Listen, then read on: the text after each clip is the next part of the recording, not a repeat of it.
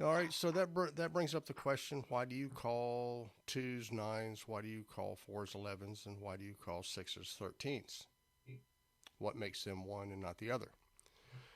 Well, it's two, four, and six if the note is functioning as a connector between, one, three, five, or seven. If it's a connection, if it's functioning as a chord tone, is actually part of the chord, you call it 9, 11, or 13. And in the case of Lydian, generally speaking, that major 7 chord is going to have that sharp 4 in the chord sound.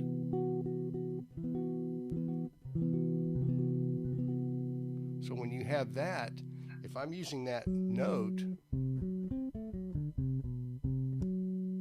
then I would refer to that note as sharp 11 because it's actually functioning as part of the chord as opposed to just a connector between two other chord tones. Same thing with 2.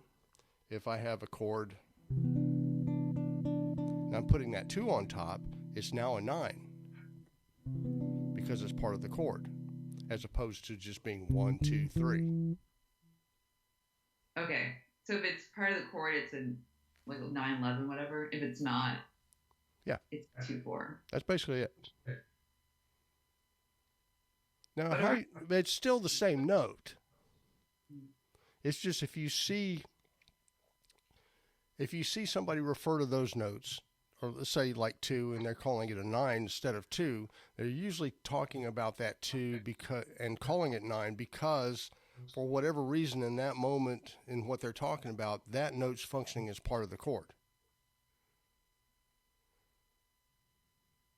okay, functioning as in you're playing it, or it's just like It's just in the chord sound. Well, it can be both. It's there's a lot of little. I mean, there's hundreds of different scenarios that you could come up with. Using this way, that way, this way, and point to this song, this song, this song. That's a 9, that's a 2. You know, it's just you have to take these things kind of like on a situation by situation basis and look at how it's actually working in the song in that moment. oh, okay. All right, so it's not like a finite thing. It's always 2. If it's this, it's always 9. If it's this, but generally speaking, if the note usually when they refer to nines, twos as nines, or fours as 11s, sixes as 13s, it's because for whatever reason that note's working as part of the chord instead of just a connector between, let's say, 1 and 3. So yeah, you could say, well, if you're actually playing it and that you're playing a chord, yeah, that's 9. That's a real obvious thing. But if I'm using in a line, generally chord tones, if you're playing eighth notes, go on the downbeats. When you're constructing lines, the way you place notes rhythmically work kind of in the same way as a concept, in the same way that your words fall in a certain order to make sense when you talk to somebody. Right? You just don't spit out random words any way you want, and it wouldn't make sense. They have to fall in a certain order. Right? The way it works in music is that it's where those notes go in the rhythm. Basic examples: if you're in 4/4 time playing quarter notes, the chord tones need to go on beats 1 and 3, generally speaking. If you're playing eighth notes, they need to go on the beats 1, 2, 3, and 4. You're playing 16th notes, the chord tones need to go on the eighth notes. This is what makes the line make sense. Now, I could play you examples where you'd hear, oh, that sounds better, But in a nutshell, that's kind of how it works. As with all languages, though, there are rules that govern the language, like in grammar class for, if you go to English class.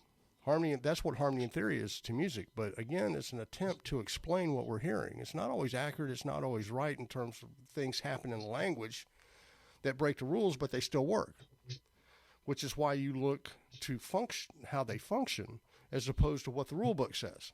So what the rule book can't or won't explain, functional harmony usually does. So if I can't find my answer here, then I'll look here. Some people will say, no, you need to either be a chord scale theory person or you need to be a functional harmony person. You're one or the other. I prefer to be a double agent, to where, I take from this whatever works, you know. So if I said, Nicole, I ain't going to do that. And you'd say, well, Russ, it says here in the book you can't say ain't. That's not a word. That's against the rules. And I would say, well, did you understand what I mean, you know, when I said that? And you'd say, well, yeah, you know, it's pretty obvious, right? But then I would argue that that word functioned in the sentence, even though it broke the rule. So that's comparison between functional harmony and the actual harmony and theory book. Okay, that makes sense. So use it as a guide.